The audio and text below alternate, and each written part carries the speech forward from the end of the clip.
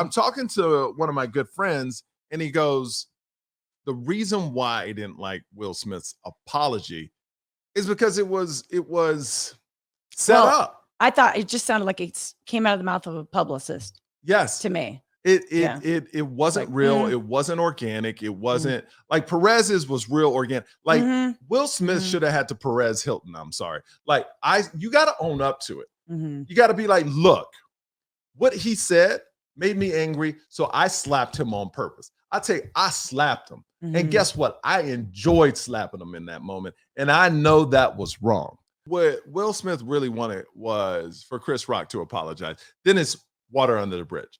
Chris Rock will not give that to him. He's a comedian. Yeah, once he apologizes to accepts Will Smith's apology, it's over. Somebody actually brings up a good point here in the comments. Jamari says, what if Jada had slapped Chris? How do you think that would have been different?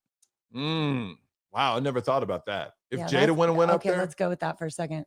I think it still would have been frowned on, but I think she would have got a pass. She would have gotten more of a pass, and yet it really would have reflected negatively on her. Still, it would have reflected very negatively on her. Or would have been worse on Chris. It would have been a little worse on Chris, especially since I think her alopecia would have played into it a little more. What do you think? And then it depends what she did afterwards if she apologized. Okay, that's the question. Drop it in the comments. That's a great question. Drop it in the comments.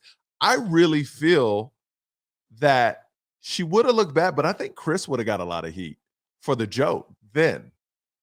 I don't know. Maybe not. Yeah, Jada, it would be unfortunate for her too, because I feel like so many people like Taylor Swift. I'm just going to say, this is what Jada and Taylor Swift have in common. Sometimes people just like to pick on women, just get 100%. In there and just pick on them. And I think both those women are fabulous in their own right. And they get picked on like a little excessively. It's just a little, why is it so excessive? I'm sorry. I'm just thinking about you're right. I'm just wondering what really would have happened. Because here's if I'm a publicist.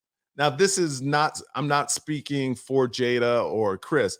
If I'm a publicist for Jada and Jada goes up there and slaps Chris, what I'm doing then is saying, he made jokes about a woman. I'm playing the woman card up. I'm playing that he's done these jokes before about her. I'm playing that she wasn't even nominated. She was just a guest and had no business jokes going. So she got fed up and slapped him. Here is the problem, though, with that scenario. It's terrible. That so many people from the very beginning, I was watching this live. I always watch the Oscars. Now, remember, before people attack me for taking Jada, I'm saying it's wrong if she did that. But I'm saying as a publicist, as her publicist. No, you're getting it. You're trying to get. I would see how they would frame it to go against Chris. Yeah. How do you spin it? How do you frame it? Yeah. The thing I didn't understand from the very beginning is G.I. Jane to me was like this great movie where Demi Moore was smoking hot. Yes. And I see Jada Smith is smoking hot.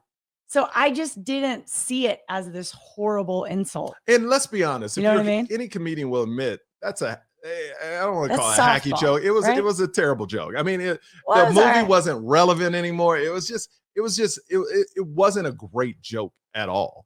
I mean, nobody was like, "Oh my God!" It wasn't